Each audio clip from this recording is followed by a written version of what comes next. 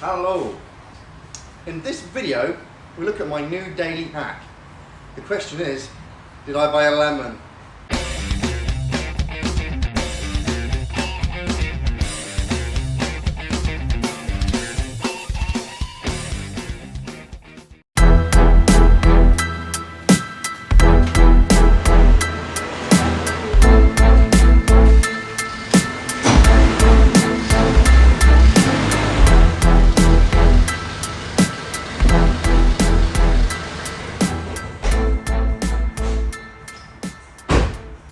Here she is.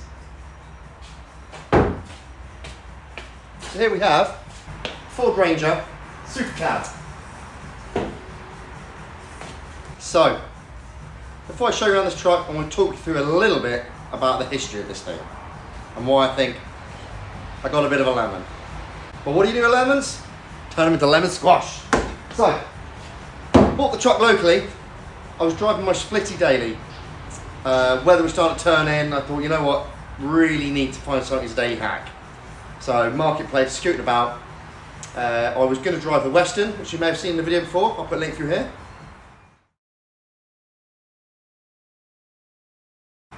Which is a cool little T2 panel van I picked up, but I thought it was a bit too nice to use as a winter hack. So I moved that on, and with the money I got from that, I was looking around.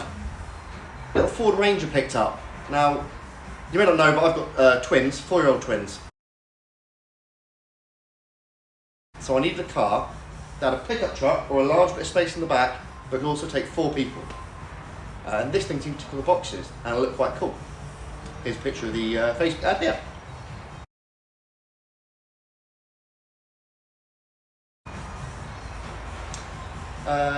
The seller was a little awkward to deal with, but in the end we sort of got there. Told me that everything was like tickety-boo, no issues, all sweet. Didn't turn out quite to be the case. Went to pick it up, did do a little test drive, it seemed to run okay, you know, it's one of those things. Second-hand cars. Anyway, compressor. So, on the drive home, it's surging. Really bad. Like bunny hopping down the road. So, what do you do? So I started looking into it, looking for a diagnostics port. I thought these had OBD2, they don't. It's a flashy light on the dash. No flashy light on the dash. Bit weird. Starting to do a bit more. Found out, after a little bit of digging, the light in the dash had been removed. Therefore, no fault codes. Put the light bulb back in the dash, fault codes flashing up all over the place. First one being crank sensor. So, lift the bonnet, check the crank sensor. It's got a brand new one. Bit weird. Considering that's the fault. Still faulting.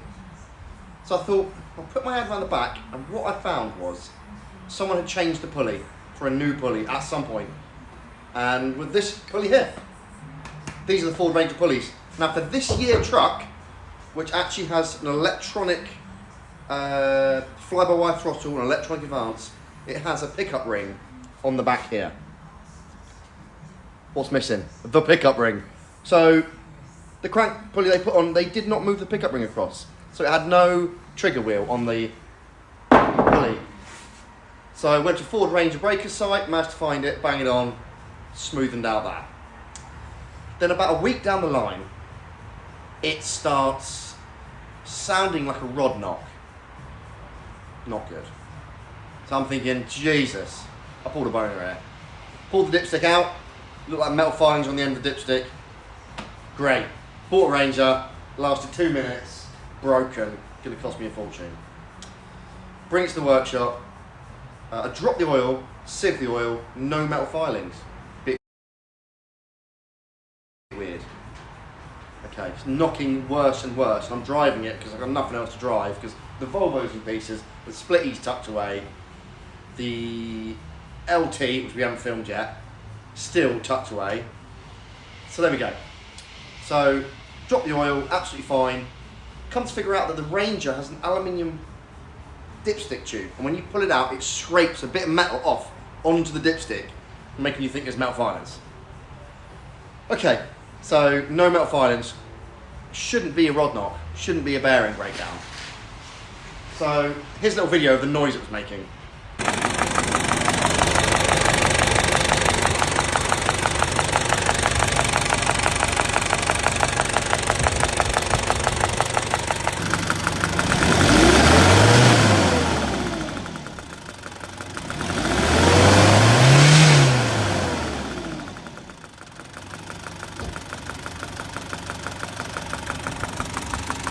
Pretty bad, eh?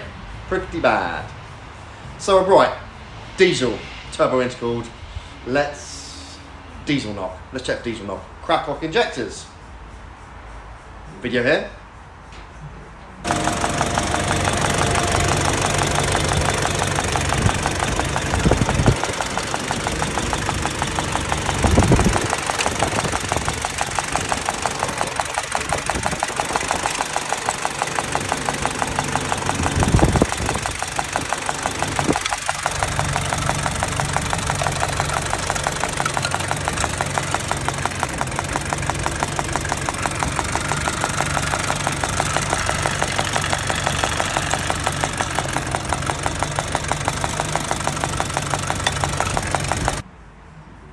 No difference really. A little bit of a drop on the third injector, but nothing crazy. Sod it. Buy a new injector. New injector online, turns up. Go to fit the injector. I've undone all the rails. Now put it all back together. Start the key. Dang, dang, dang, dang, dang, dang. Rod knot, or not rod knot to be anyway. So I'm pulling my hair out at this point. I've got my big screwdriver out. Big long one. I'll show it to you. This bad boy. The big screwdriver came out. And if you put it in your ear like that, and you put this bit on metal bits of the engine, you can kind of hear where the noise is coming from. Now it really sounded like maybe gearboxy towards the back. Anyway, I'm climbing over the engine, like literally crawling over it. And suddenly I put my finger on something and the engine note changes. It drops and picks back up again. That's weird. So I fiddle around again. Fiddle some more stuff. Again, engine note changes. Now this is a mechanical injected diesel. So you can't actually do anything. It's an electronic fuel pump. You can't press anything to alter the engine speed. What I found out it to be, there's a steel or a metal rail that joins all the glow plugs together. Now the seller had told me that they had replaced the glow plugs. So I thought, yeah, why not? Great thing. What they hadn't done is done them up. They were literally finger tight. So as I was touching that bar where the glow plugs were attached to, I was just rocking them in their little holes.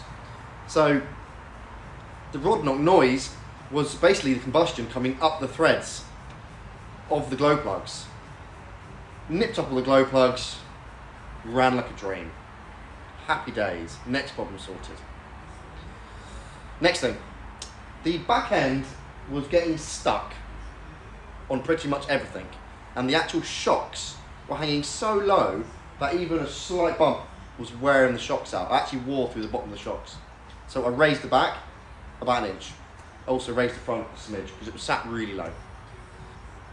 Now, didn't like the steel wheels, look a bit horrible, but researching these things, they have a slightly weird stud pattern, 6 lug. And researching it, I actually found out it's actually a Chevy, American Chevy C10 6-bolt, which means it opened the option loads for wheels. So once I found that out and I was searching inches instead of millimeters, happy days. I'll put the sizes below in case you want reference in the description. So I found some American mag slots. Yeah, and they were Marketplace. Gotta love Marketplace. 300 quid.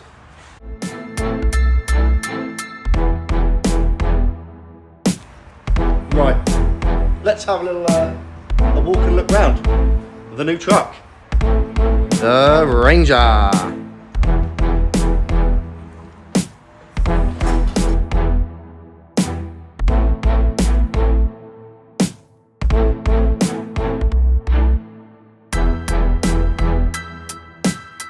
So things I've done already, pressed number plates. I was missing the badge when I bought it as well, you may have seen in the photo. So she has been raised slightly, believe it or not, but she still sits pretty low. Just going to stop the video there quickly. Don't forget to subscribe. Carry on. Now inside, I'll show you these seats. It is a mess. It is my daily, so I apologise for the mess. So you've got front seats, and then with a flick of that, back seats for the kiddies. Also got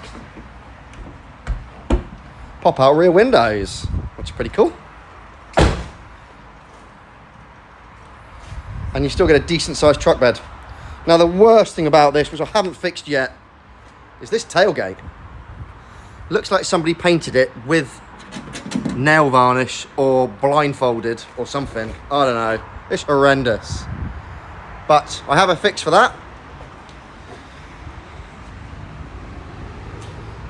And here we go. So she's not a Mento. Interior is pretty nice. All together. Electric windows. Central locking.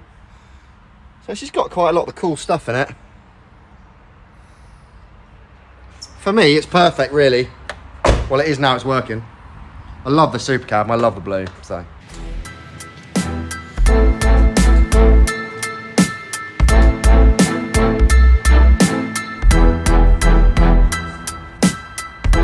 So there she is. That's the Ranger Supercab, the new daily.